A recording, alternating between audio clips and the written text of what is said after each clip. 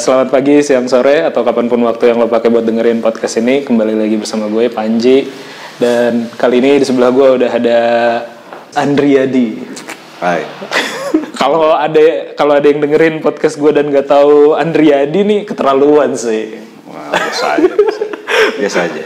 Udah sepuh startup Bandung, mungkin player di Indonesia juga. Ya, lumayan lama. Coba bisa perkenalkan diri dulu. Halo, gua Andri. Sekarang jadi kuli di Dicor dan Dicor X, itu perusahaannya yang saya bikin, dan sekarang ya dipercaya jadi CEO-nya. Mungkin kalau perjalanan sih lumayan lama ya, udah in total 15 tahun mungkin ya, sebagai 15 tahun sebagai entrepreneur. Cuman memang basic atau background gue memang di engineers gitu ya, engineering, ya gue engineer. Ya sampai detik ini pun masih sangat highly involved di engineering, sehingga mungkin apa yang kita bisa obrolin hari ini bisa jadi ini juga kali ya, pelajaran atau mungkin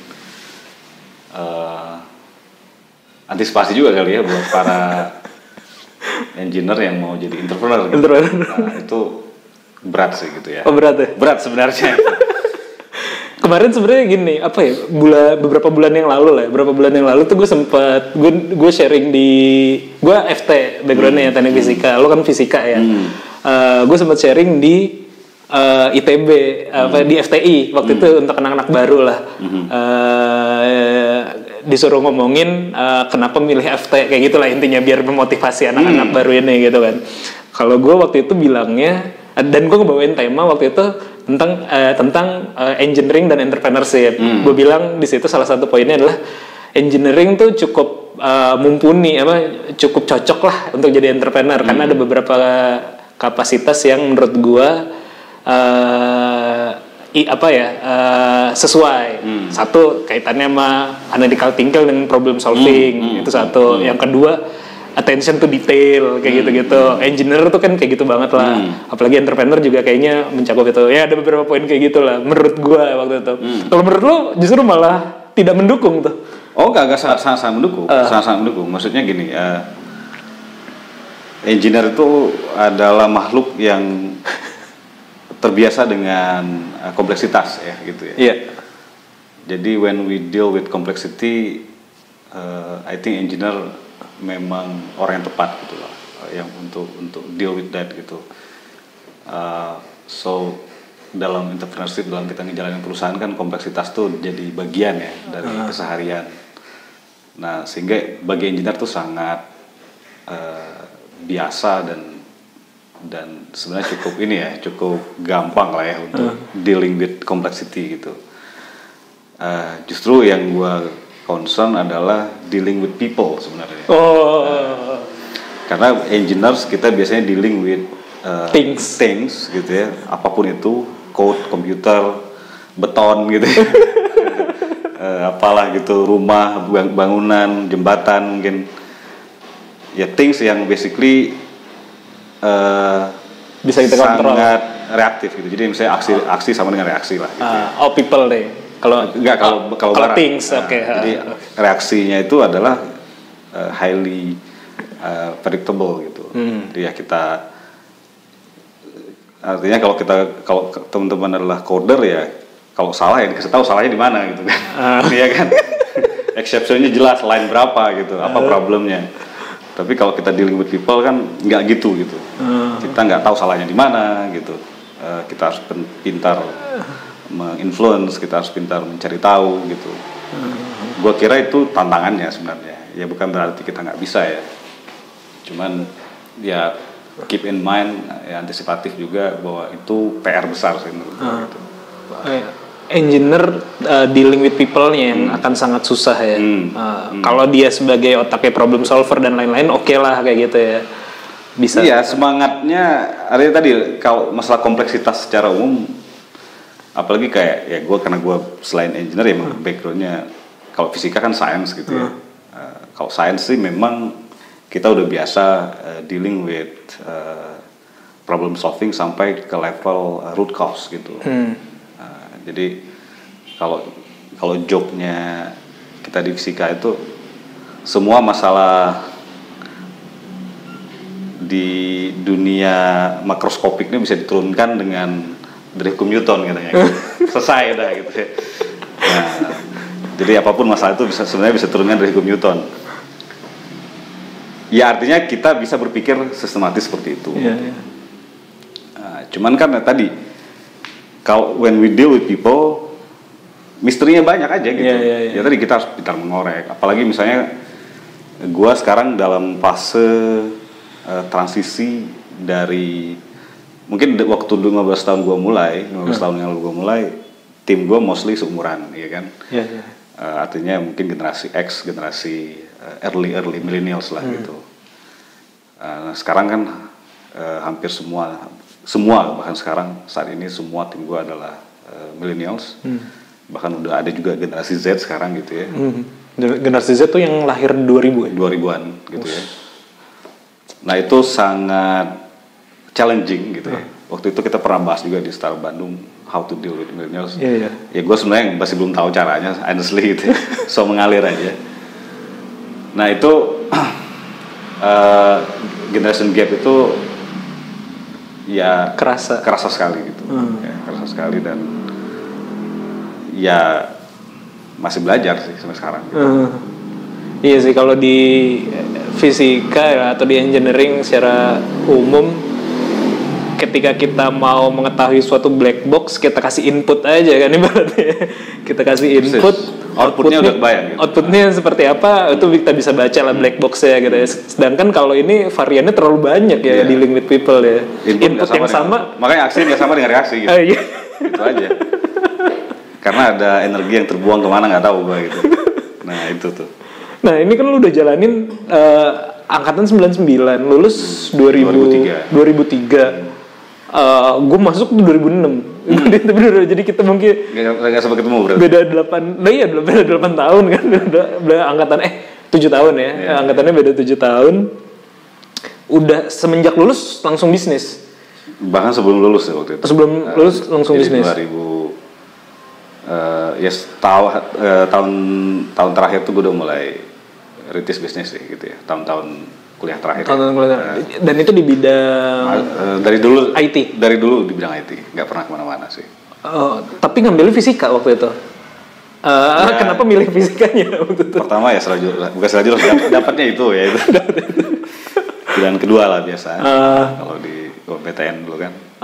Dapatnya pilihan kedua. Tapi sebenarnya nggak juga karena fisika sangat syarat dengan tadi ya. Bagaimana kita berpikir sistematis gitu ya, problem solving. Dan ada spesifik kita nyebutnya dulu KBK ya, kelompok bidang keahlian. KK ya sekarang. Nggak tahu sekarang namanya apa. Nah itu memang spesifik di komputasi dan instrumentasi. Jadi itu sangat erat banget dengan kerjaan gue sekarang ya. Kalau instrumentasi erat dengan ya karena sekarang main di IoT kan, itu sebenarnya kerjaan ya 15 tahun yang lalu sebenarnya gitu ya. Enggak, 20 tahun yang lalu berarti. 20 tahun yang lalu berarti. Bahkan TA gua sendiri sebenarnya waktu itu judulnya juga sistem pemantau rumah berbasis smartphone ya dulu ya. Walaupun dulu belum ada smartphone gitu. Berarti itu 2002 ya. 2000. Waktu itu smartphone udah belum ada sih. Masih kayak Nokia gitu kan paling ya. Java ya, pakai Java MI ya, Java Mobile Edition. Ya pada saat itu udah smart. Windows Mobile juga belum ya? Windows Mobile udah ada. Udah ada ya. Cuman nggak accessible ya buat kita dulu, mungkin karena mahal atau apa. Itu berarti kan zaman 2000 berarti ngomongin smart home, controlling apa? Lampu. Ya, controlling and monitoring. Lampu spesifik. Lampu any kind of electrical appliance saja dan monitoring. Jadi kita gua pasang kamera.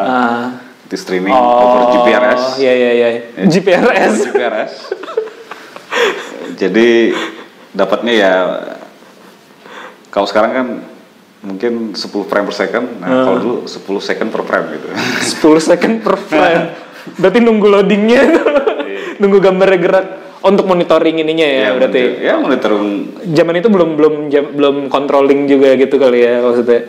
Udah mulai ya. Jadi controlling. Jadi dari smartphone tuh ada UI untuk controlling ya tadi misalnya lampu apalah misalnya kulkas AC, macam AC gitu ya. Itu over internet gitu, over GPRS tadi dan tadi video streaming itu. Cuman ya agak pintar dikit lah, jadi yang dikirim bukan hanya video stream tapi ya lebih kayak alert gitu ya, jadi kayak ada motion detection seperti itu. Ya tahun segitu udah bisa lah ya, udah bisa. Itu ibaratnya apa istilahnya before it was cool ya? Iya, before it was cool gitu. Sebenarnya kan kalau mungkin sekarang ada terminologi IoT itu jargon IoT sebenarnya kan mungkin secara tema itu atau term ya, term itu kan di coinnya oleh gue lupa namanya lagi. Itu tahun 99 sebenarnya. Dia pertama kali ngomong Internet of Things. Tapi sebenarnya baru benar-benar hype itu baru 10 tahun kemudian. Jadi kurang lebih 2009 lah. Itu baru mulai ada istilahnya real products, real implementation gitu ya. Jadi ya kalau kita sampai sekarang mungkin IoT sendiri udah 11 tahunan lah gitu ya. Di industri, di market. So ya betul sih, before it was cool, so udah mulai ngerjain itu gitu. Nah jadi kembali lagi kenapa gue milih fisika ya karena ya sama gue punya kesempatan untuk mempelajari teknologi lebih sistematis sebenarnya gitu. Karena kalau gue bilang sebenarnya teknologi itu kan kalau kita mau ikutin ya cepet banget ya gitu. So gue pikir penting sekali untuk kita punya fundamental yang baik sih gitu. Betul. Nah fundamental itu ya di science sih. Ini menurut gue ya, ya entah fisika, entah matematika. Ya kalau kimia ya mungkin teknologi seputar kimia. Tapi once kita punya fundamental yang bagus, gue kira apapun advancementnya ke depan nggak ada masalah gitu. Pasti bisa ikutin. Di podcast ini kayaknya 2 episode lalu gitu gue ngobrol sama dosen Unisba, dia S1 S2-nya fisika murni UGM. Dia menyampaikan hal yang sama sebenarnya. Dia sekarang di Unisba di departemen farmasi sebenarnya, yang mana sebenarnya tidak terlalu terkait banget dengan fisikanya. Tapi dia bilang dia di tim gue di Altech juga itu yang transfer teknologi konsultan kan. Kita ngobrol-ngobrol macam-macam. Dia waktu itu sempat sekolah di Jerman juga. Gue tanya, menurut lo kenapa di Indonesia kurang terlalu cepat mengadopsi teknologi atau ketinggalan mulu lah kayak gitu. Nah, salah satu jawaban dia adalah dia bilang tuh karena kita tuh banyak ngadopsi itu teknologi tepat guna lah atau apply science lah kalau dalam konteks yang lebih ini. Sedangkan apply science tuh gerbang depannya aja, fundamentalnya basic science kan. Gitu. Makanya kenapa kita ketinggalan karena kita basic science-nya nggak diperkuat, kampus-kampus didorong untuk apply science kan atau apply teknologi gitu. Jadi bener juga dan sejalan juga sama yang lo bilang. Jadi kan ya kita karena mungkin dijajah Belanda kali ya. Jadi kita itu kan jauh banget. Kita itu kan follower ya, kita biasa menyenangkan orang gitu. Ya inlander dan lain-lain lah itu banyak ceritanya. Cuman maksudnya kita follower lah, kita cuma mengikuti tren gitu. Tanpa punya basic sebenarnya gitu. So yang namanya ngikutin tren kan orang udah kemana pasti yang namanya follower pasti di belakang dong. Nggak mungkin follower tiba-tiba di depan gitu. Nah karena kita nggak kuat ya dari fundamental science-nya gitu. Ini kalau kita bicara engineering. Ya engineering itu kan how to implement science kan. Apply gitu. Tapi science-nya sendiri nggak terlalu kuat ya. Misalnya dari mulai gue bilang dari bibitnya pun kita udah salah ya dalam hal misalnya di beberapa universitas terkemuka gitu untuk masuk sains itu justru passing grade-nya tinggi gitu, bukan passing grade-nya rendah gitu. Iya. Kalau kita kan sains, fisika, matematika itu passing grade-nya cukup rendah ya. MIPA lah ya. Iya, MIPA itu cukup rendah gitu. Sementara engineering malah tinggi gitu. Iya. Justru malah orang-orang pintarnya malah masuk ke engineering, betul masuk ke sains gitu kan. Kecuali emang dia dari awal udah punya greget ke sains. Iya sih. Itu dari situ udah salah sebenarnya gitu. Dan terbukti ya banyak juga lah teman-teman yang DO segala macam itu kan karena ya gue juga cukup bersyukur sih bisa melewati itu gitu ya. Bisa melewati 4 tahun dengan ya alhamdulillah cum laude sih gitu. Gitu ya. Jadi itu mah bukan sekedar melewati, pinter. Tapi ya inilah maksudnya painful gitu. Iya sih, makanya yang temen gue itu bilang juga yang tadi yang anak fisika UGM itu dibilang emang salah kalau ya tadi engineering lebih dihargai baik secara nominal ya, secara realnya ada secara nominal pekerjaannya dibayar lebih tinggi dibanding dengan researcher kayak gitu sih. Iya, itu miris ya. Miris sebenarnya. Tapi ya di sisi lain ya itu kenyataan hidup yang harus dihadapi gitu. Dan ya apa ya, gue bilang malah lebih mendidik ya, atau malah mempersiapkan kita secara mental terutama untuk begitu kita terjun di dunia kerja ya, lu kerja sendiri atau lu kerja sama orang, sama aja sebenarnya bahwa kita bisa menyelesaikan banyak masalah lah. Kita udah biasa dilatih untuk apa di belakang layar, tapi sebenarnya tiba-tiba kita bisa menyelesaikan masalah gitu misalnya contohnya.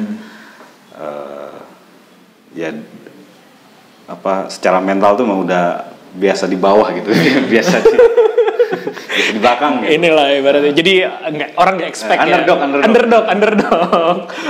Black horse. Ya, tahu-tahu ada aja gitu.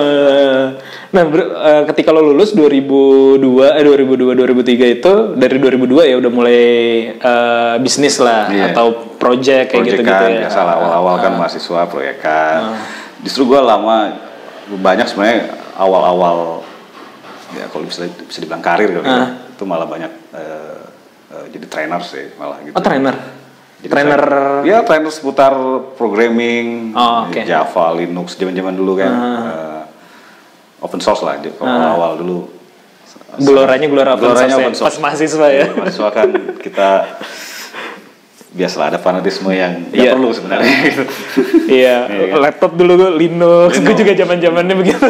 Nggak ada itu Windows tuh nggak ada. Kan kalau nyebut Microsoft juga dulu S-nya diganti $, gitu kan. Nulisnya gitu. Ya lucu. Kapitalis lah. Ya gitulah biasa fanatisme yang tidak perlu sebenarnya. Tapi ya misalnya itu ya memungkinkan untuk ekspor lebih banyak lah. Jadi apa ya? Mungkin kalau gue bilang selama kita masih belum punya tuntutan yang terlalu besar ya kita ekspor sebanyak-banyaknya aja gitu. Ya baru ya setelah gue lulus baru mulai coba lihat deh teknologi enterprise itu kayak gimana. Masuklah ke Microsoft itu .NET, Java-nya lebih akan dulu ada istilah Java Enterprise misalnya. Gue lebih banyak belajar di Java juga. So ya lebih kena ya solusi-solusinya ke enterprise gitu. Karena mungkin kalau ya sampai sekarang sih dari dulu sampai sekarang mungkin beberapa enterprise kan nggak terlalu believe dengan teknologi open source misalnya ya. Nggak semuanya lah, tapi most of them gitu. Mayoritasnya. Ya gue inilah, maksudnya bersyukur lah punya banyak waktu untuk explore gitu. Jadi balik lagi bahwa gue sebenarnya mulai dengan selain proyek gitu, tapi banyak banget gue ngerjain training lah gitu.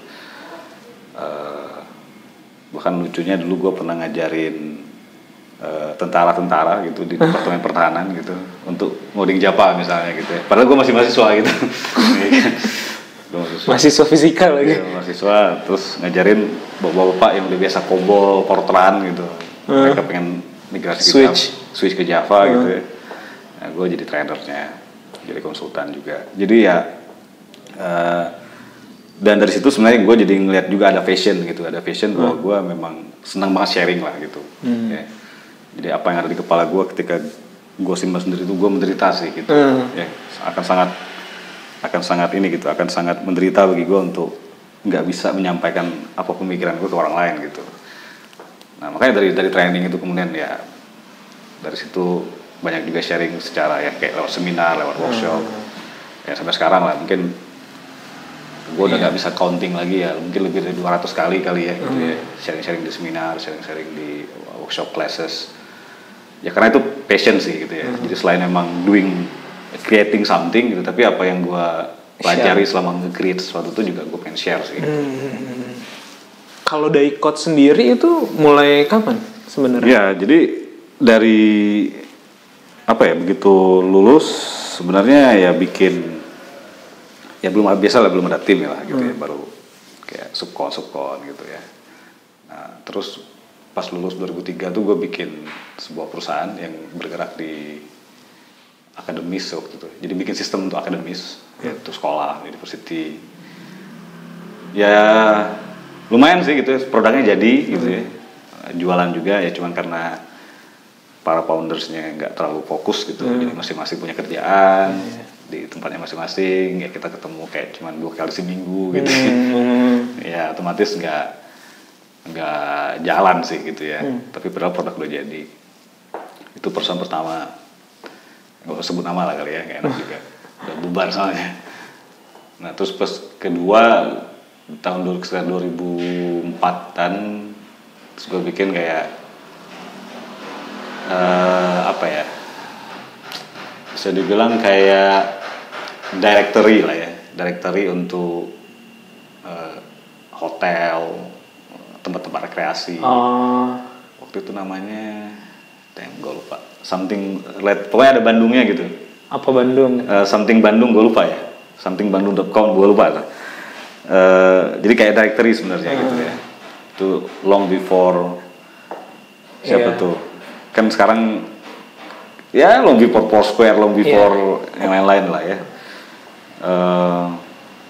Ya tujuannya sebenarnya monetize-nya lewat ads dan juga ya ini, termasuk nanti ketika orang udah mau beli tiket ke hotel ya, misalnya apa? Beli reserve gitu ya, booking hotel misalnya. Monetize-nya ke sana gitu. Ya lumayan lama udah live, udah datanya udah banyak banget. Ya sama lah kurang lebih juga, kita nggak terlalu fokus, ada yang masih mahasiswa juga gitu kan. Jadi ya udahlah bubar juga. Padahal kalau dipikir ya, mungkin domainnya sendiri juga mungkin mahal kali ya, kalau sekarang kalau dijaga. Iya, udah lewat lah 2004, coba itu kan udah lama banget. Nah baru 2005 gue bikin IT consultant yang lebih serius, lebih serius. Waktu itu bareng-bareng teman-teman dari ITB juga, ada waktu itu ada 9 orang gitu. Ada 9 orang. Kita bikin satu IT consultant. Nah ini gue nggak bisa sebut nama karena perusahaannya masih ada sekarang. Oh masih jalan ya? Masih jalan. Tapi lu udah? Tapi gue exit di situ. Exit dalam artian? Ya gue keluar aja. Tidak ada share lagi di sana? Gue keluar dengan suatu deal lah gitu ya. Ada suatu deal yang nggak bisa gue ceritain, tapi intinya, dan sebenarnya ada sebabnya juga ya, biasalah ada perpecahan, ada clash, biasalah itu drama startup lah ya, drama company. Jadi kita waktu itu selesai dengan damai gitu ya, kita ada deal tertentu ya, akhirnya gue keluar, ya bikinlah Daikot. Jadi sebenarnya Daikot itu udah perusahaan yang keempatnya gitu. Berarti 2007. Oh berarti di IT konsultan tersebut ya, dari 2004 2007. 2005 sampai 2007. Oh 2005 sampai 2007. 2 tahun. Ya di situ juga kan gue jadi banyak ini juga ya, banyak klien juga, banyak opportunity, banyak kerjaan, portfolio juga gitu. So ya lebih confidence untuk benar-benar sendiri waktu itu. Nah, cuman di Daikot sendiri sebenarnya nggak sendiri banget sih. Cuman artinya inisiatifnya pure dari gue waktu itu. Kalau yang sebelumnya kan kita benar-benar bareng-bareng gitu. Tapi ya di Daikot gue ngajakin waktu itu ada 6 orang foundersnya. Ya founders itu kan artinya yang ada di akte gitu ya. Yang ada di akte pendirian itu ada 6 orang. Cuman sama dalam perjalanannya ya ada ya biasalah ya, ada drama, ada clash. Tapi thankfully kalau di Daikot sih kita nggak pernah masalah yang berhubungan dengan duit ya kali ya. Tapi lebih ke masalah misalnya attitude gitu. Bukan, lebih kayak ya misalnya ada tuntutan orang tua, lu harus ini dong, kerja dong, macam gitu. Jadi tidak stabil gitu kan. Jadi ya udahlah. Jadi kurang lebih tahun kedua itu 3 orang berguguran, 3 orang cabut, sisa 3 orang. Terus di tahun ke-3 atau ke-4 gue lupa, tinggal gue sendiri. Dari 6 orang tersebut. Jadi tahun ke-4 kalau nggak salah itu tuh tinggal gue sendiri. Ya udah. Padahal waktu itu udah ada klien, udah ada tim juga gitu-gitu ya. Tim, ya kalau yang namanya IT consultant kan tim tuh naik turun. Tapi ya bisa sampai 100 orang. Bisa cuman 10 orang ya, tergantung project lah. Tapi maksud gua secara nama, secara portfolio udah bagus lah, udah terbang. Award juga sih ya. Ya thankfully ya Daikot dari awal kita berdiri 2007 ya banyak juga sih awardnya gitu ya. Jadi misalnya dari 2007 kita bikin solusi-solusi berbasis Microsoft pun waktu itu kita udah di-recognize oleh Microsoft. Iya kalau nggak salah gue baca lo kan MVP. Ya MVP. Kalau MVP itu maksudnya gimana sih? Most valuable professional ya. Kalau MVP itu lebih ke personalnya gue gitu. Oh lebih ke personalnya. Jadi ya personal as a professional ya. Maksudnya tapi mengikatnya ke personal. Bukan ke Daikot-nya. Bukan ke company gitu. Oke. Ya kalau MVP itu lebih kayak karena gue banyak sharing di community terus. Dan sharing itu spesifik untuk technical expertise tertentu gitu. Kasus ini gue sekarang kan di Azure ya, di cloud gitu. Di cloud Azure ya. Jadi ya MVP-nya Azure. Tapi ya long before Azure ya dulu gue pernah juga fokus di mobile misalnya, makanya pernah jadi MVP dari Windows Mobile misalnya. Terus pernah juga di teknologi Office misalnya gitu ya, Microsoft Office ya gue pernah juga. Jadi tergantung fokus teknologinya. Tapi kalau Daikot sendiri sebenarnya direcognize karena ya kita punya produk waktu itu yang di-develop dengan teknologi Microsoft gitu end to end. Tahun 2007-2008 itu ada award namanya Innovation Star gitu ya. Innovation Star, wih keren sih. Itu karena ya kita di saat mungkin perusahaan-perusahaan yang lain ya lebih fokus ke teknologi sebelumnya ya kita udah mulai adopsi .NET gitu secara lebih dalam. .NET kan baru ya tahun 2000-an itu. Ya thankfully di recognize lah gitu ya. Terus ada beberapa award lain ya banyak sih mungkin 10 lebih kali gitu. Ya artinya secara perusahaan, secara nama, secara portfolio gue bilang sih secara perusahaan bertumbuh portfolio banyak. Sudah direcognize gitu ya. Cuman gitu. Tetap aja tadi di tahun keempat kelima itu pada foundernya pada cabut gitu ya. Ya artinya memang ada cabut for goods atau kalau lo nggak mau jawab juga nggak apa-apa sih. Iya damai lah ya. Damai lah. Gue nggak pernah sih kelas berkepanjangan gitu enggak sih. Cuma maksudnya pasti ada sebab lah gitu yang nggak bisa diceritakan lebih detail lah. Gitu. Oke. Tapi ya nggak gue telisik juga sih. Tapi mungkin di googling orang-orang juga siapa ya foundernya Daikot mungkin masih ada. ya misalnya ada founder yang cabut karena masalah keluarga. Misalnya kan ya dia harus pulang.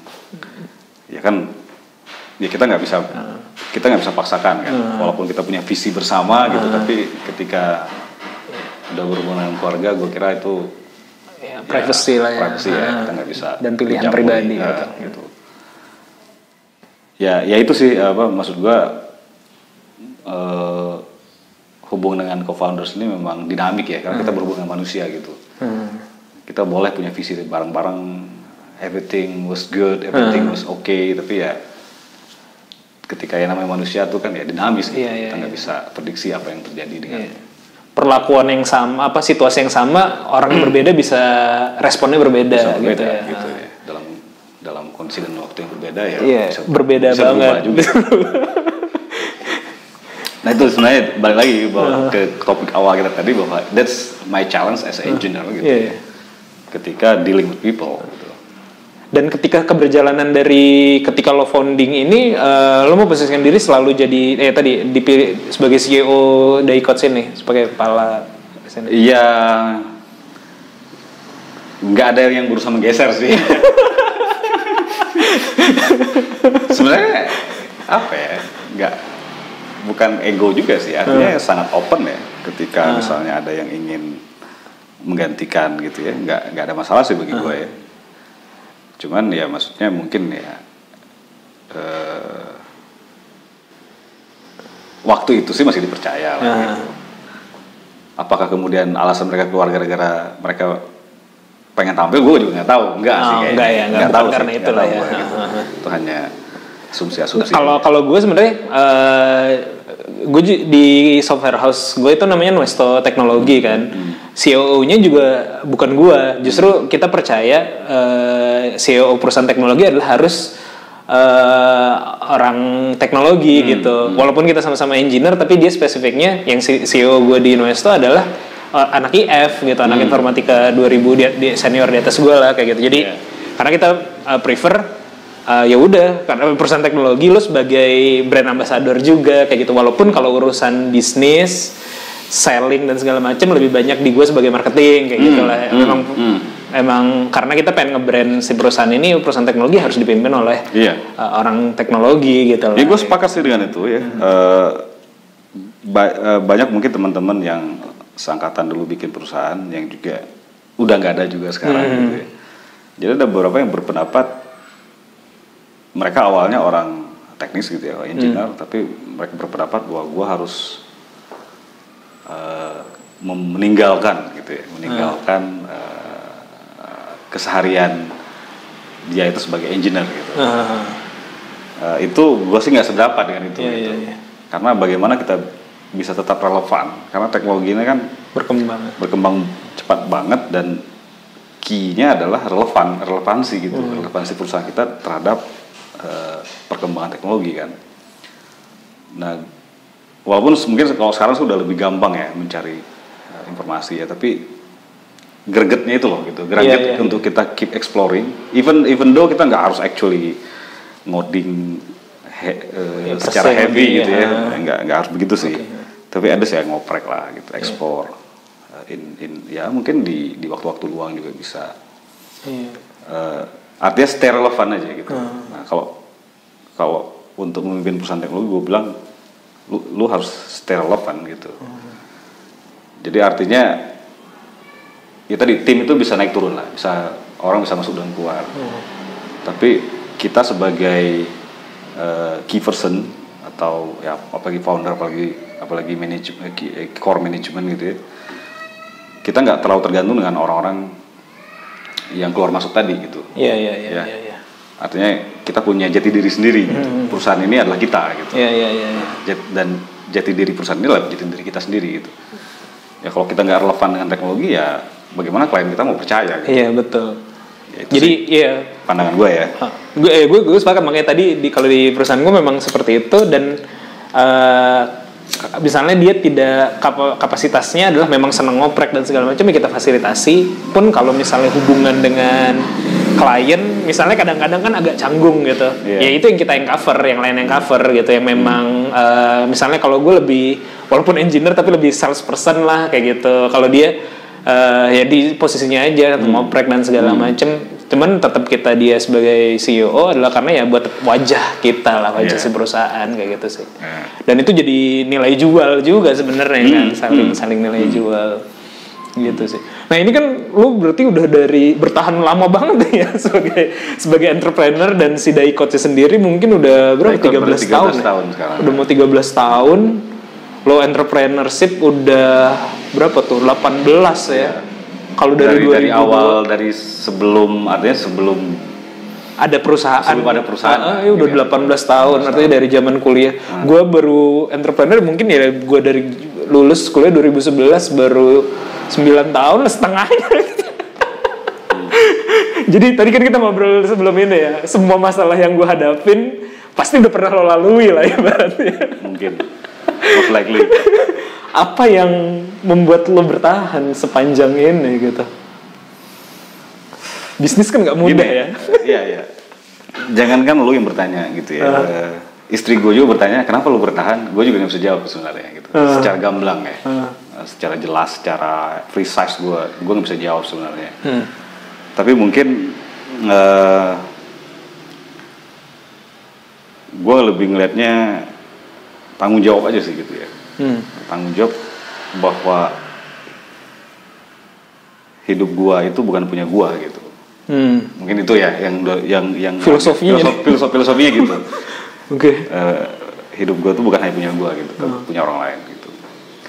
Ya dalam menganut atau mengimplementasikan filosofi itu memang berat ya, bahwa kita sering lah ya, artinya dalam perjalanan selama itu ya udah belasan tahun gitu pastilah sering kerjaan juga gitu, sering dikadalin juga, itu udah pasti lah gitu.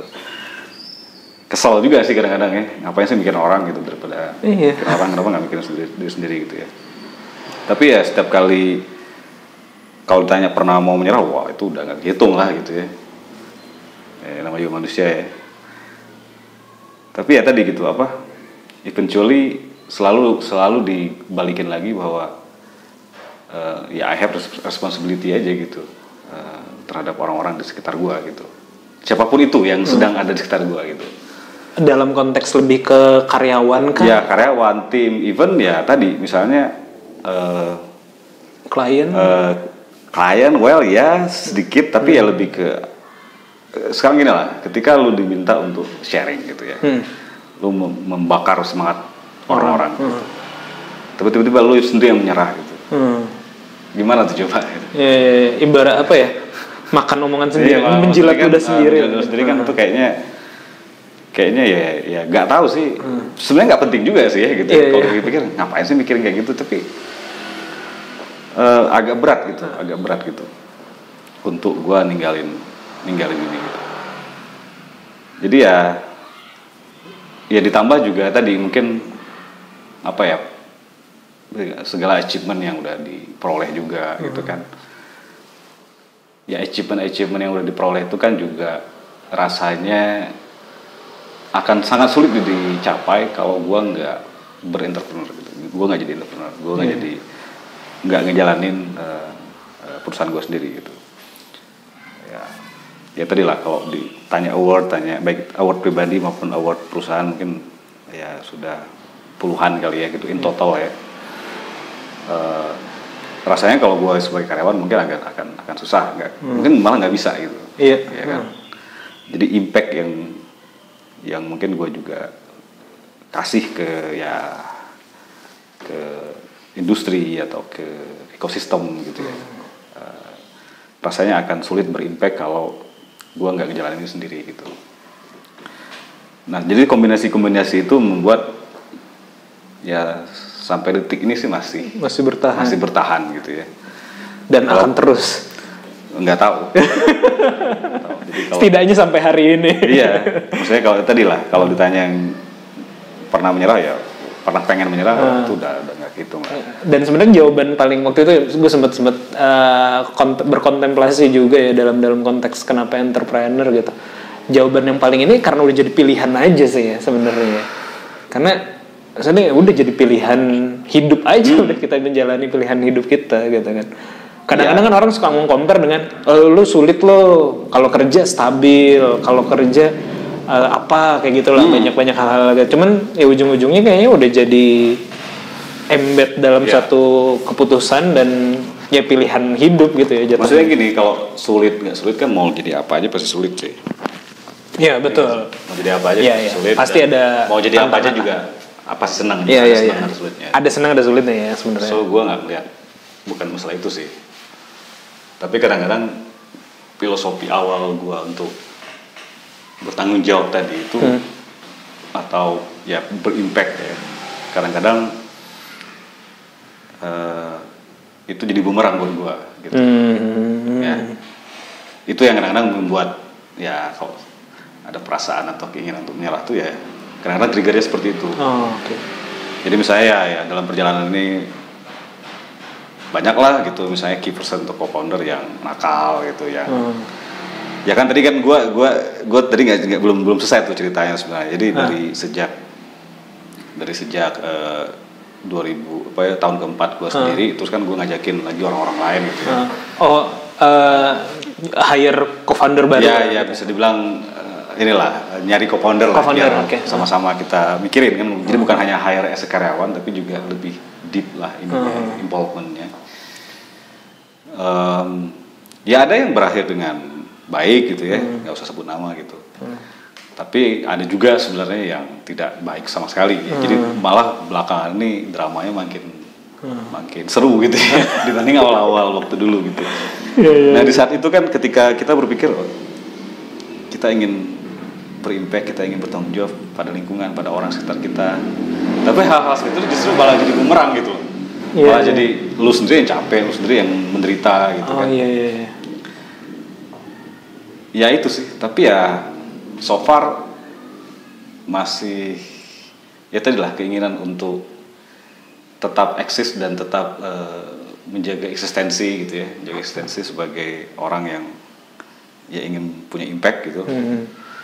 So far itu masih menang gitu ya. Ups and down lah, ups and down, tapi itu masih menang, jadi ya therefore here I am gitu. Dalam keberjalanannya itu ya, permasalahan paling berat apa menurut lo selama jalan ini? Co-founder cabut kah? Gue juga ada momen co-founder gue cabut, dan sekarang juga lagi looking for, sebenarnya di salah satu produk kita itu lagi looking for other. Nanti jadi gue yang curhat ntar jadi. Ya problem apa yang paling siapapun yang mendengarkan podcast ini, saya mencari co-founder. Lu juga dalam konteks ini. Co-founder baik di marketing maupun di operasional. Oprek ya. Jadi ya itu berat dalam arti apa ya, kita ada dalam kondisi yang stable gitu ya, bahkan cenderung menanjak, cenderung berkembang, tapi justru di saat-saat itu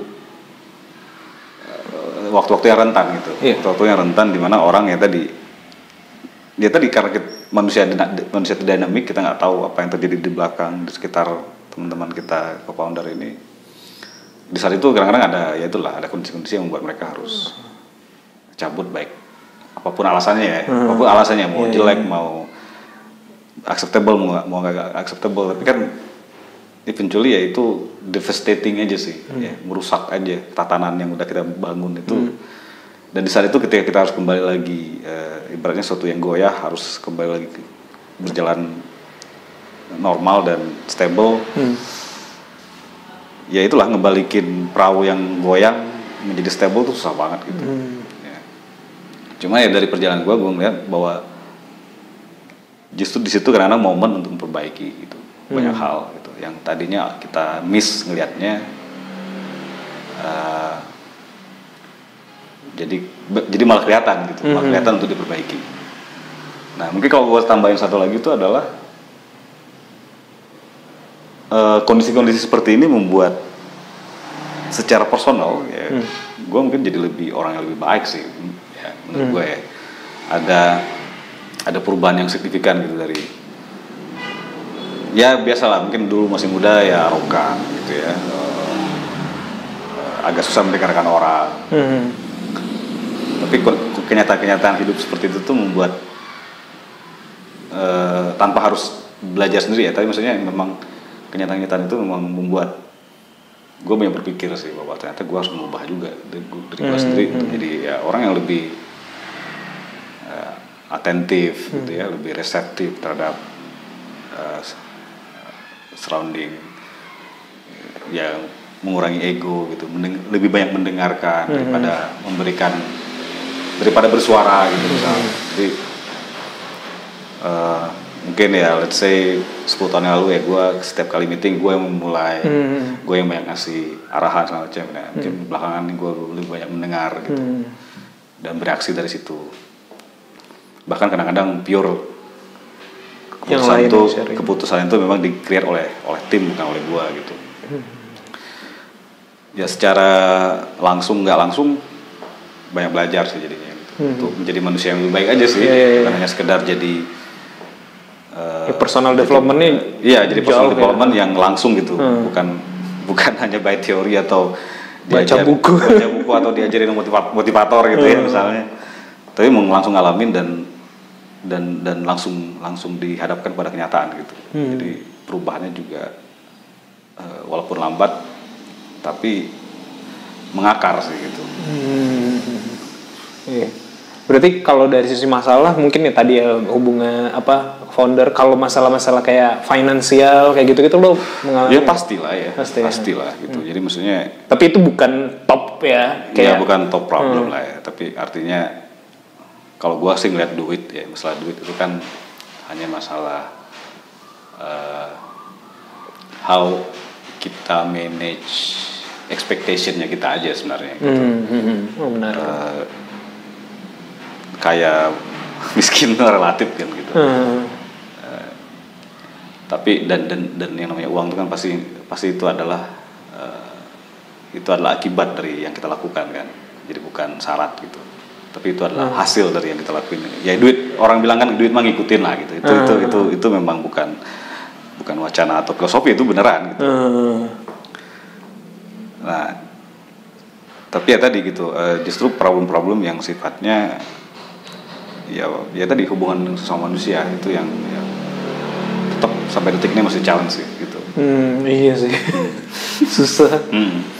Iya, gue juga tahun lalu ada yang cabut sekolah. Maksudnya ada yang cabut karena keluarga. Yang kalau kita bahasakan ke diri kita, gue kalau mengalami problem kayak gitu, respon gue harusnya seperti ini. Tapi ya tidak kita bisa samakan ya. Semua orang beda-beda ya sebenarnya. Beda gitu ya. Jadi kemampuan kita untuk mengembrace perbedaan itu meningkat lah ya.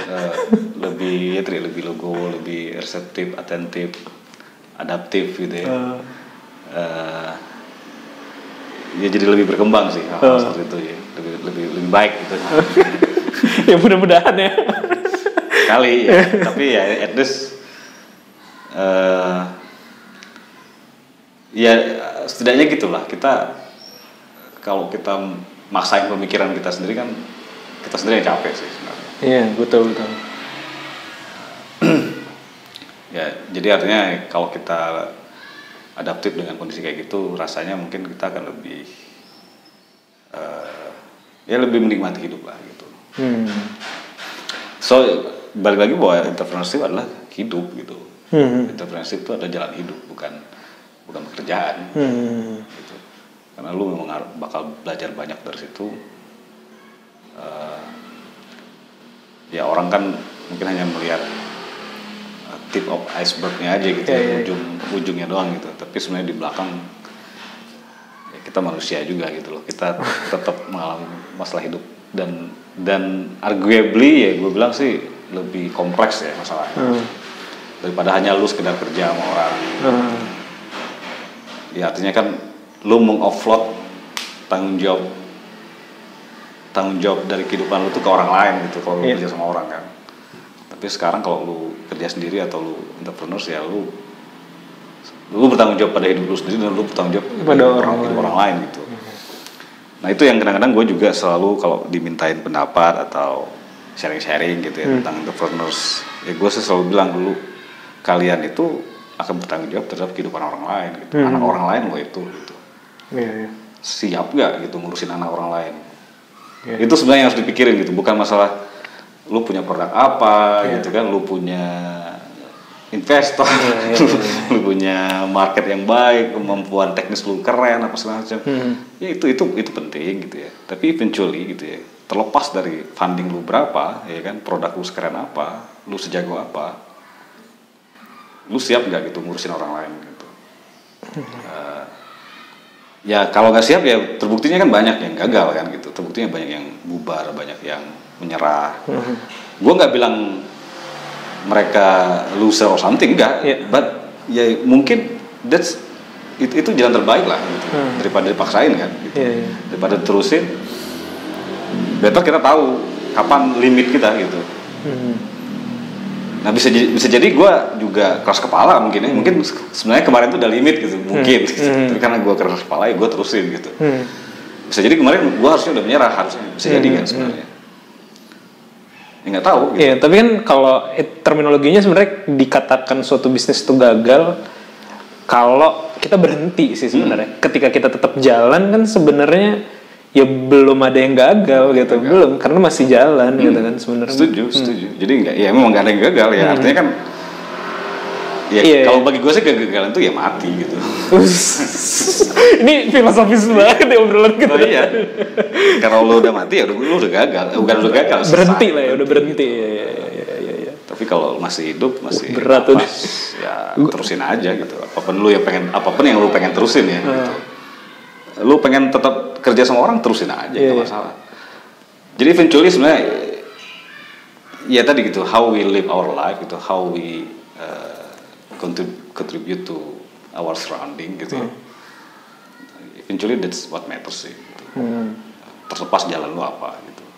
Ya dalam konteks itu gue gue pernah sharing juga, dan gue bikin survei gitu, dan gue juga ngambil surveinya si Dustin Moskovitz ya, atau siapa sih gue lupa namanya, yang salah satu foundernya Facebook yang bikin out itu. Yes, Dustin ya. Dia kan pernah nge-compare tuh reason why people want to be entrepreneur gitu. Katanya ada 4 alasan teratas gitu.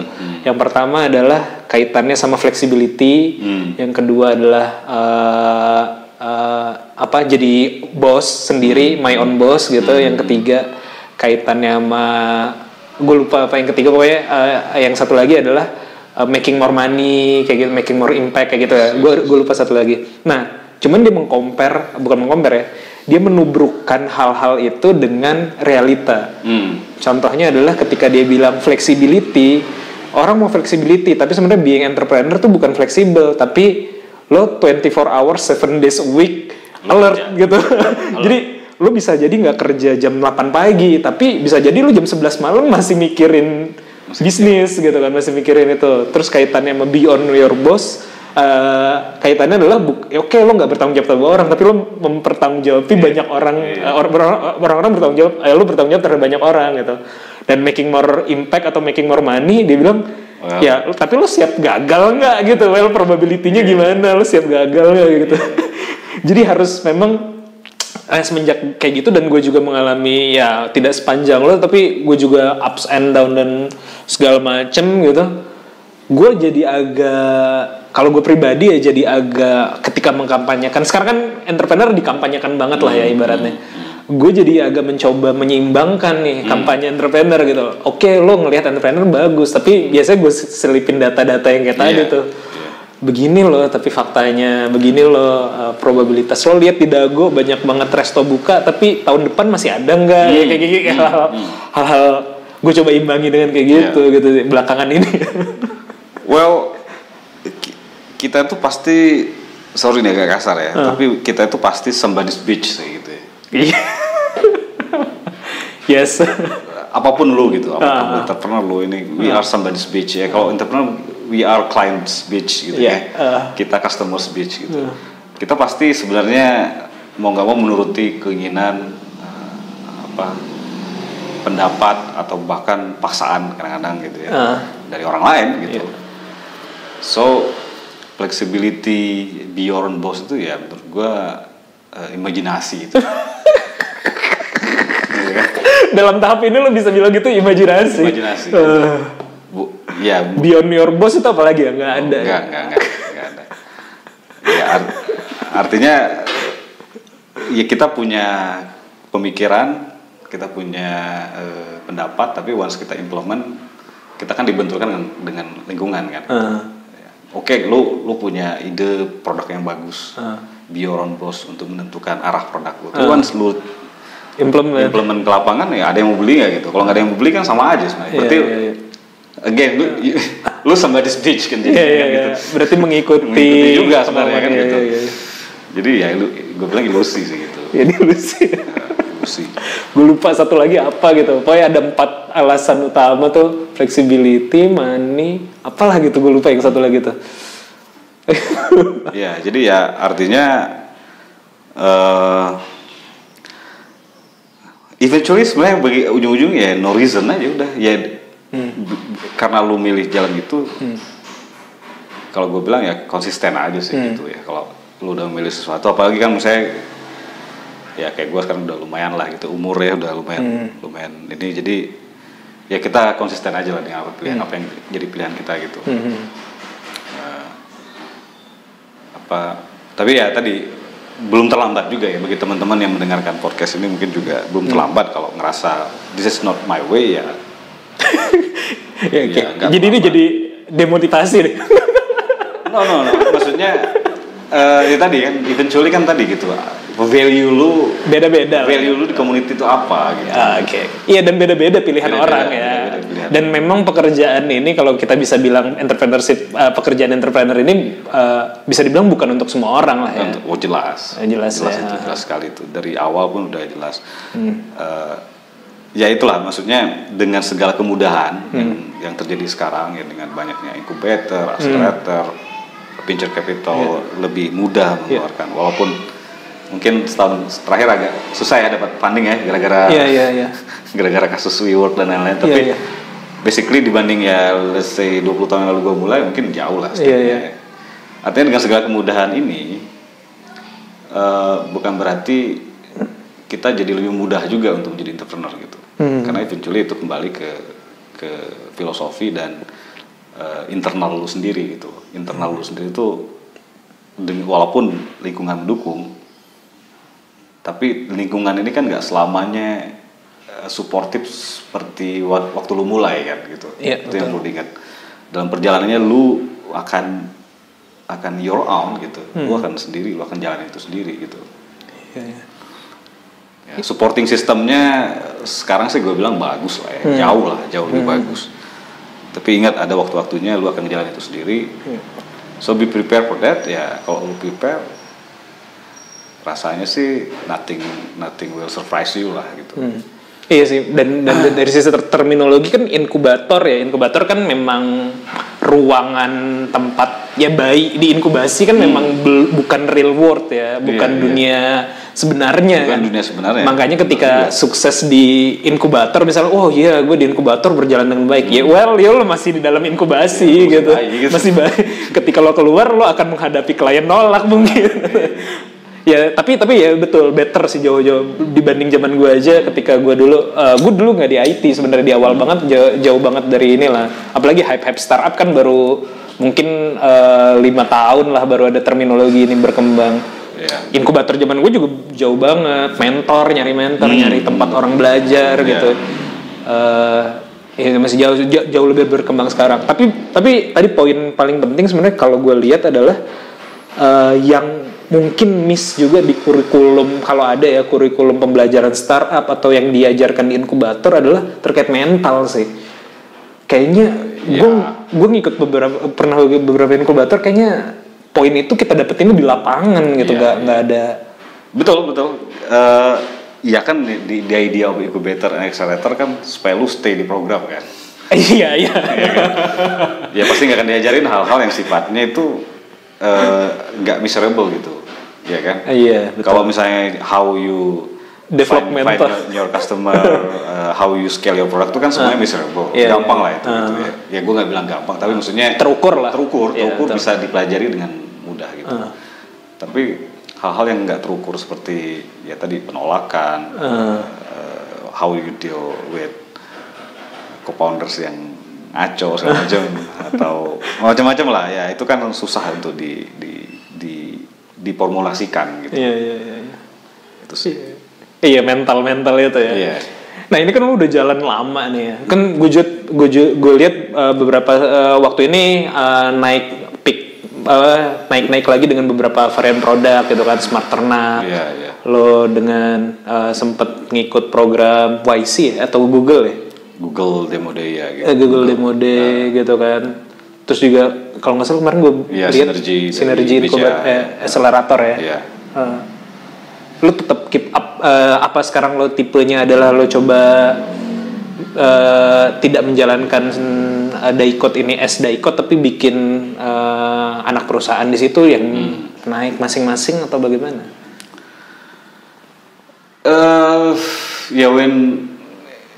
Soalnya gue tambahin sedikit dulu ya. Soalnya kalau daikots kan mungkin sama kayak bisa dibilang adalah perusahaan service kan, yang kita develop something untuk customer gitu ya customer. Sedangkan kalau yang hype sekarang kan ya startup produk kan kayak gitu. Atau lo memang mencoba mengimbangi itu atau bagaimana memang strategi? Ya kalau ditanya sebenarnya dari awal basically gue sebenarnya product guys, jadi memang orang yang senang bikin produk sebenarnya gitu ya.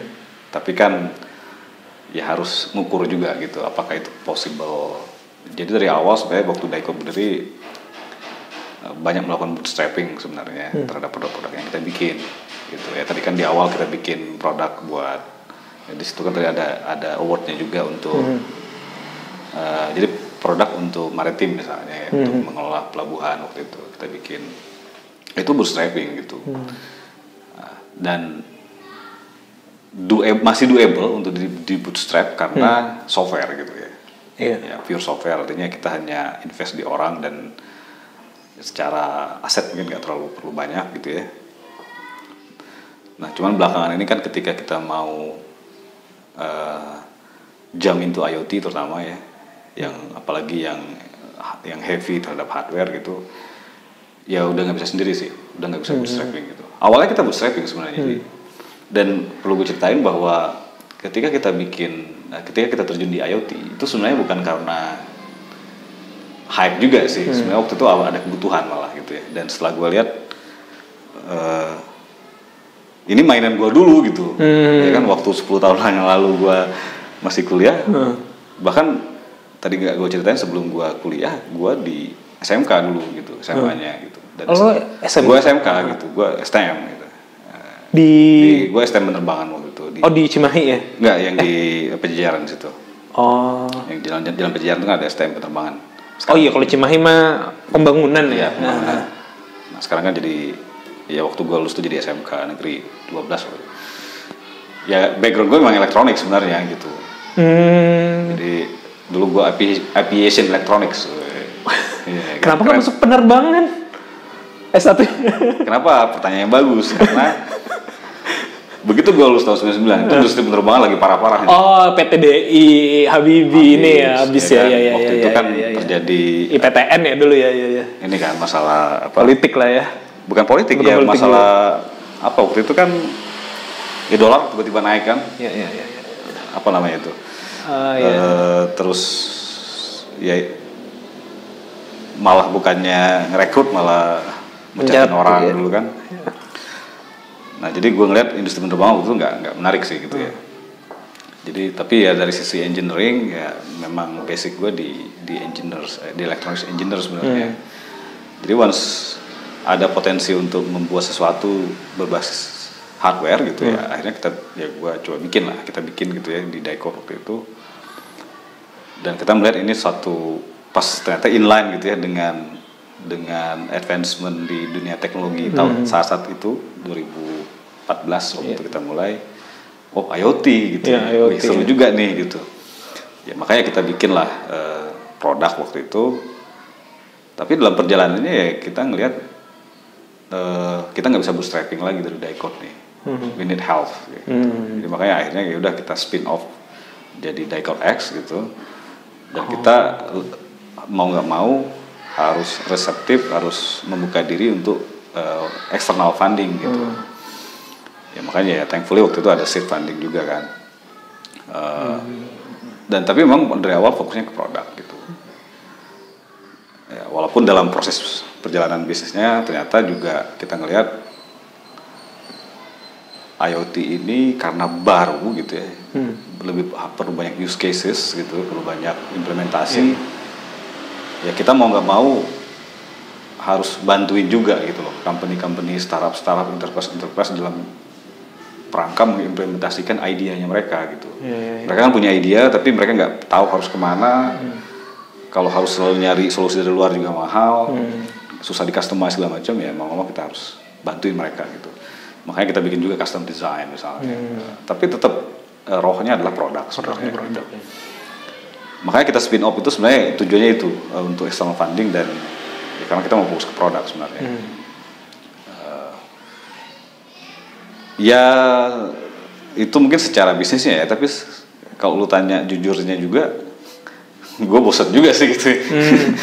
biar ada mainan juga sih ya. Artinya waktu kita spin off Diecode X itu berarti kita udah 8 tahun ya.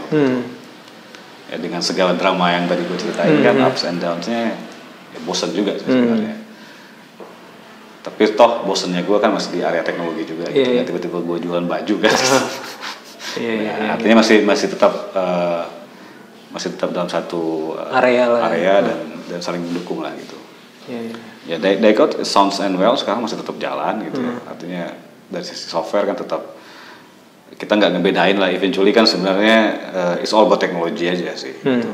Mau software mau hardware mau kombinasi keduanya, itu it's all about technology, how technology can solve problem saja sebenarnya itu. Jadi malah lebih complementary sekarang. Wide ya, malah lebih luas ya jadinya jangkauannya ya.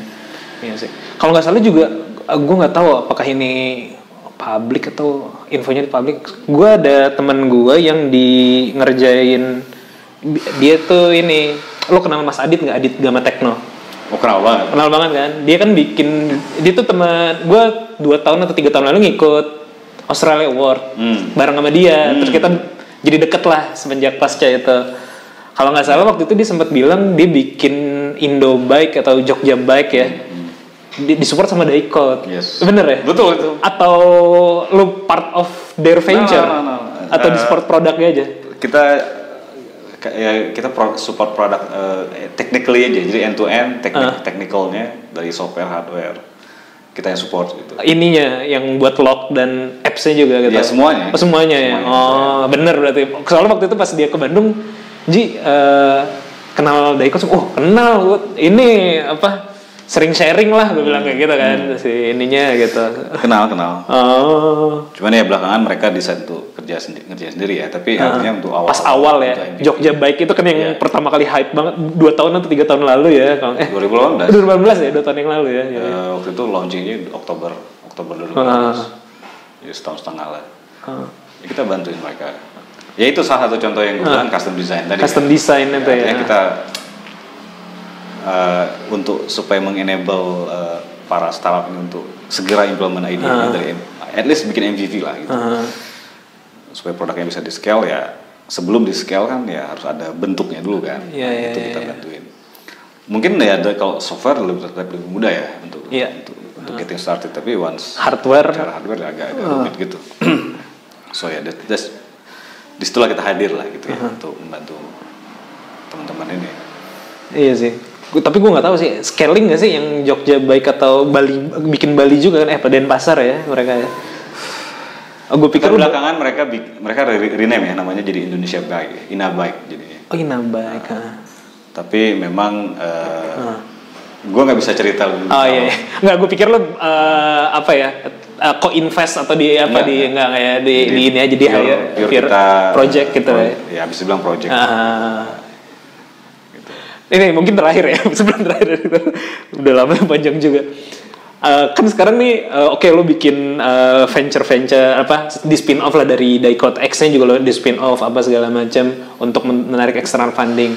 Di sisi lain tadi juga sempat lo singgung perjalanan sudah panjang, artinya usia makin menua gitu kan.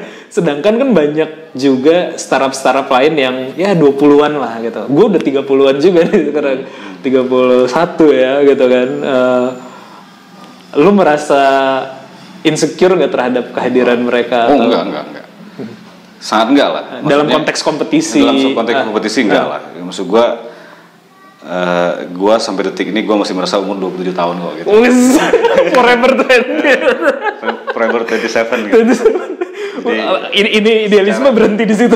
Secara fisikal dan mindset ya masih merasa muda gitu. Ya memang sekarang tidurnya udah nggak bisa kurang dari 8 jam sih sekarang. Kalau agak-agak kurang udah kayak orang bego aja gitu kan. Ya artinya insecurity enggak lah karena gue lebih ngelihat bagaimana kita bisa collab ya gitu ya. Bahwa semua yang mungkin berpotensi jadi kompetitor ya kenapa nggak kita sebagai kolaborator gitu ya. Itu satu. Kedua terutama untuk ya industri baru kayak IoT kayak AI gitu ya. Gue ngelihatnya bagaimana semakin banyak success story gitu. Itu penting sih menurut gue karena dengan banyaknya success story berarti market trust akan meningkat gitu ya, khususnya terhadap solusi lokal gitu. Oke lah kalau lagi-lagi kalau di luar 10 tahun terakhir ya IoT udah berkembang sangat-sangat pesat gitu ya, sangat menyentuh banyak hal gitu, banyak vertical solution, tapi di Indonesia ya masih belum banyak success story-nya, belum ada implementasi yang masif juga kan. Kalau kita bicara IoT mungkin berapa 50 billion device dalam 2023 gitu misalnya. Well itu kan hanya prediksi ya. Kalau nggak ada yang benar-benar actually Steve Case ya, dari Steve Case ya. banyak lah dari Gartner dan segala macam ya. Banyak prediksi gitu ya. Ya kalau nggak ada yang benar-benar actually ke lapangan dan implement sesuatu ya nggak akan tercapai itu angka 50 billion device itu gitu. So semakin banyak pemain semakin bagus menurut gua gitu. Ya cuman tadi karena ini masih blue ocean, gua sarankan kepada teman-teman ya untuk pertama ya harus lebih banyak hadir lah gitu di permukaan dan saling sharing sih gitu ya. Jangan kerja sendiri, jangan jalan sendiri sih gitu. Kayaknya better together sih daripada kerja sendiri ya, karena kita dalam posisi rentan sekarang di mana market trust itu sangat dipertaruhkan ketika kita deliver sesuatu tapi nggak implementable, nggak sukses. Nanti ada suatu wacana umum bahwa wah ini IoT nggak bener nih gitu. Padahal ini kan bukan hype ya, ini adalah logical advancement dari teknologi gitu. Ya memang harus ke sini arahnya gitu. Jadi IoT itu bukan hype menurut gua gitu. Itu udah harus diimplementasikan. Iya tadi kalau gue bilang kenapa Steve Case itu karena gue baca bukunya juga tuh, dia kan ngebagi kayak tiga fase teknologi gitu lah. Ketika di awal infrastruktur, internet, yang kedua adalah konten, yang ketiga nanti things nih. Things tuh ya nanti people connect to people udah lewat, people connect to things kan. Dan nanti akan ya itu jadi masif banget dan memang udah jadi udah wave-nya memang udah arahnya ke situ sih, nggak akan bisa. Iya itu logical aja, itu udah bukan hype lagi gitu. Iya. Nah tapi kan artinya tadi gitu, we have to start somewhere gitu ya. Dan di saat itu kita masih dalam posisi starting, so penting untuk kita saling bersama-sama sih. Makanya ya akhirnya kita bikin asosiasi misalnya dalam rangka melindungi pemain, tapi juga melindungi consumer gitu. Ya, dan juga government itu pentingnya. Peran government di sini penting juga. Karena eventually ya kita hidup di suatu negara berdaulat yang semuanya diatur gitu ya. Jadi kita harus dekati gitu, bukan kita musuhi gitu misalnya. Nah, jadi itu pentingnya merapat ke community, ke asosiasi, ke manapun lah, intinya kita berkumpul. Jadi ya tadi kembali lagi ke pertanyaan awal bahwa insecure atau enggak, ya enggak sih, sangat-sangat enggak, karena ya gue berharap ini bisa jadi complementary, bisa jadi kita berkolaborasi gitu ya. Ya tujuannya semakin seru sih gitu, semakin seru aja. Iya sih, keren. Iya, jadi asosiasinya apa? Boleh disebut ininya? Asosiasi IoT Indonesia. Asosiasi ada Instagramnya atau website? Ada asosiasi, kita singkatnya ASIOT ya. ASIOT. ASIOTI, ASIOT ada di Facebook, ada Instagram, ada di website asioti.id. Jadi kalau yang dengerin lagi bisnis atau starting IoT, join itu. Dan yang namanya IoT nggak harus ini ya, nggak harus device, nggak harus hardware ya.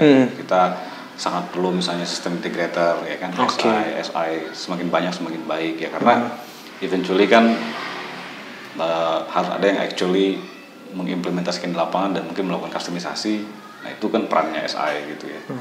Mungkin kalau DiCoreX sendiri lebih banyak di R&D-nya gitu ya, lebih ke device, lebih ke produk. Ya kadang-kadang juga SI, tapi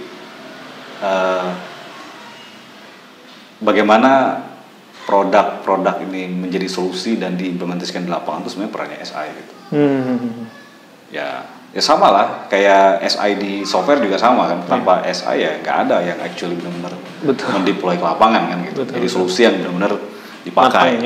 Dipakai dan matang. Nah, itu kita perlu juga. Nah, kita perlu talent pastinya. Jadi kalau misalkan bagi teman-teman yang masih belajar, masih kuliah, masih SMK gitu ya, atau SMA bahkan, ya ini salah satu track karir yang bisa ditempuh juga gitu ya, karena ya ini masa depan sebenarnya, walaupun masa depannya udah sekarang sebenarnya, tapi ya di 5 tahun 10 tahun ke depan tuh bakal lebih masif sebenarnya gitu. Di komunitas juga ada workshop atau pasti gitu. Ya itu kan kita ada workshop, ada seminar, ada challenge, lomba-lomba gitu kan. Itu kan sebenarnya diakomodasi atau seru banget waktu itu yang di BC ya waktu 2 tahun yang lalu ya itu. Ya banyak gitu. Mungkin awal-awal dulu ya 2015 2016 2017 ya masih dikit lah ya, masih ya itu paling acara tahunan paling cuma 1-2. Nah sekarang udah Makerton udah. Dan para prinsipal, para pemain-pemain besar ya kayak Telco, itu mereka udah ini gitu loh, udah memfasilitasi itu gitu. So segala fasilitas ini ya kita pakai lah gitu ya. Cuman ya gue sih cuman meng-highlight jangan latah aja sih gitu ya. Iya. Jadi make sure memang siapapun yang terlibat di sini memang pengen ke sana gitu, bukan karena ikut-ikutan.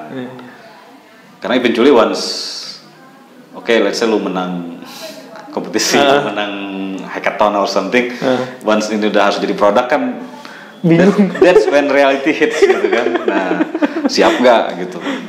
Ya, kalau nggak siap kan, ya udahlah, mending belajar dulu sama orang lain gitu. It's okay gitu.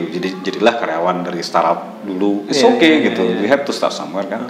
Yang penting ilmunya, yang penting ininya gitu. Yang penting experience-nya sebenarnya gitu. Sip lah. Jadi kalau ada yang tadi ya mau belajar atau apa segala macam buka aja ya apa tadi komunitasnya? Ya ASIOT ya. Asosiasi IoT Indonesia. ASIOT.id atau dicek di Instagramnya dan juga lo lagi rekrutmen co-founder. Iya pastinya. Gua lagi bisnis nyari. Atau tech atau apapun lah ya. Ya gue sebenarnya lebih banyak lebih fokus ke nyari ke ini ya ke komersial dan marketing sekarang. Karena saat ini ya gue masih handle sendiri jadinya gitu ya. So sangat ditunggu kalau ada yang tertarik mengembangkan. Iya lah belajar dulu lah. Udah dari masternya nih. Ya mungkin lebih banyak pengalaman aja gitu. Yang pasti nggak ada yang lebih jago atau. Jadi kalau gue ngeliat ya di tech ini mantra gue gini, di tech itu nggak ada orang yang pintar gitu. Tapi orang yang lebih duluan aja gitu. Orang yang lebih duluan ngoprek, orang yang lebih duluan terjun, itu aja gitu, bukan berarti dia lebih pintar gitu. Oke. Cuman ya artinya beda, let's say kita beda 5 tahun 10 tahun tuh that matters sih. Gitu. There's something yang sebenarnya nggak kelihatan di permukaan, tapi once reality hits. Iya, betul. Gimana kita bisa men-tackle itu kan? Betul. Prepare nggak kita gitu. Nah, di situ mungkin ya experience tuh jadi penting gitu. Terus ya. Iya. Thank you banget nih bro. Iya, thank you. Kayak banyak banget yang bisa diserap deh. Gue sendiri ya banyak yang relate ya. Dari kita obrolannya. Iya. Thank you. Ya. Terima kasih yang udah dengerin. Semoga ada manfaatnya. Pasti sih manfaatnya banyak banget. Sekian dari kami. Assalamualaikum warahmatullahi wabarakatuh. Ya.